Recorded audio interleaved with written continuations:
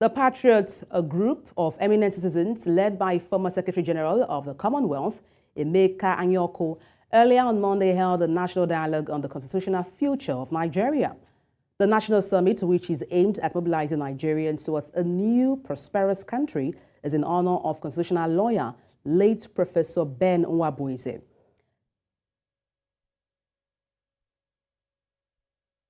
And to talk about this, I'm joined live on the news by the Executive Director, NotTooYoungToLead initiative, Elvis Akpobi. Good evening. Glad to have you join me. Good evening. Thanks for having me. Now, the Nigerian 1999 Constitution has so far been amended 5 times. And there are arguments as to if there's been any major impact. Do you think amending the Constitution is the bane of our challenges in Nigeria? I don't think so. The thing is, let's ask ourselves, it takes more than amending the Constitution, amending Act. Let me not go too far. We just amended the Electoral Act before the electioneering period, where they said they will be on the spot reports of beavers to the polling station. But we even as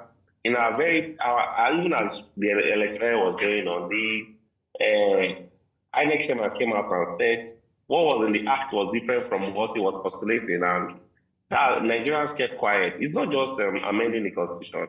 For me, I think it's about domesticating the constitution.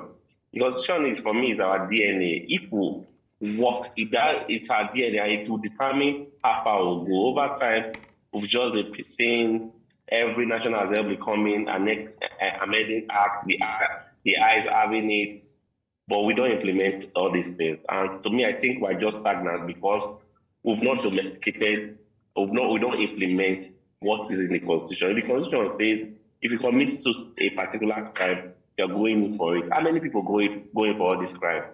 Well, because either you see a particular set of people come out that this person is our person, this person is our person. Let's not forget the political class and the social strata of our society, which is now a major for whether you go in for crime or not. I hear you, Elvis, when you talked about implementing the existing constitution, but then what do you mean when you say domesticating the constitution? Domesticating the constitution means, for me, citizens getting involved. How many citizens know what is in their constitution today? How many citizens know their right to their left? In the Western countries, you see even children in high school, they know what the constitution is. You can't stumble on their rights and all that. I mean, the stress, the weakness we are faced as citizens have even made us not to even. You see, sometimes when I'm on travels, I see people sell the constitutions and all that. People don't buy it. It's only politicians, mostly legislators, that buy this constitution. Just because a lot of people have given up on this country. They believe that the constitution is just like a novel. The constitution does not impact the people. People don't go. The constitution is not our compass. And they see that the fugazi that is fake. People don't subscribe to it because we don't implement it. If the constitution says this is how it ought to be, you see the what's it called, judiciary will come and explain it another way again. They will tell you where it's like a particular precedent judging from a particular judgment, which is this, and you see today is affecting our growth as Nigerians. Let me digress to the dialogue held yesterday during the National Constitutional Dialogue, Now, the former governor of Rivers State, and that's Rotimi Amechi, he said that there has been one too many talks on the need to amend the Constitution without a corresponding action. Do you perceive the conference held to just be a mere talk shop? Yeah, for me, I will categorize it as a mere talk shop. Let's ask ourselves. It's not just coming up inviting people that have good, influential names to talk. Check through the roll call of people that were there. Did you see any young person, any amazing leader in that conference? No. And they said it's a dialogue that has to do with the future of Nigeria. How do you talk about the future of Nigeria in the absence of the future of Nigeria, which is basically the young people? So for me, these people that are just playing political shares with our future. And I just pray if you push the citizenry to a particular place, they will push back. I think that's where we are going to as Nigerians. talking about the class of people, one of the highlights of the National Constitutional Dialogue is the need to involve elders with the National Assembly to deliberate on these amendments. I mean, what's the significance of involving elders in this process, Elvis? I think we need to glean on their knowledge, the history of. If you don't know your history, you can't know your future. I think it's about letting them tell us the history. What's it called, 1914, how 1914 Constitution came about. And let's not forget too, there was a dialogue, a conference for a constitutional dialogue for 2014, which is at the moment is 10 years at the moment. It's a time events and time have already taken place with that particular conference. I think that was in 2014 during the Adebola, I don't know, Goodluck Jonathan's administration. My take is yesterday's program, yesterday constitutional, it talks about national constitution for the future. How many young persons were in that place? Because you cannot be planning the future of the country without the young people who are the future of the country. That's where my take is. For me, I see that a normal gathering. It belongs for themselves. They just want to speak English.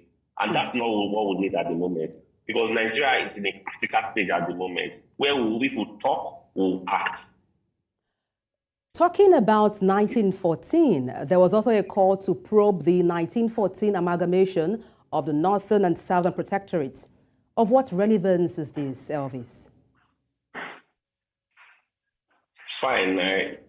As at that time, for me, I wasn't born yet, but history has it that our constitution was done not based on the interest of Nigeria, but based on personal interest, based on regional interest. I think that was what was about the probe of that constitution.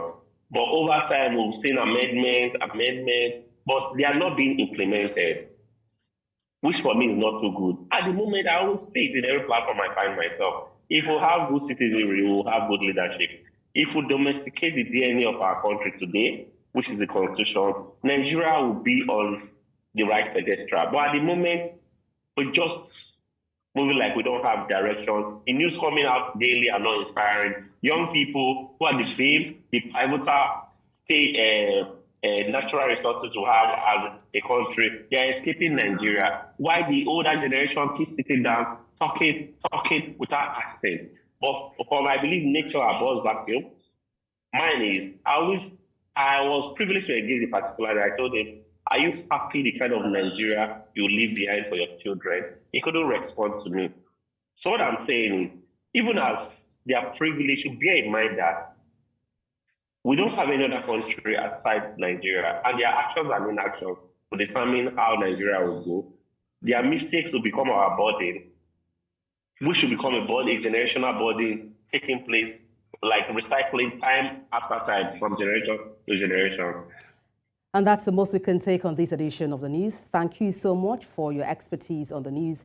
Elvis Akpobi, Executive Director, NotTooYoungToLead initiative. Thank you once again. Thank you for having me.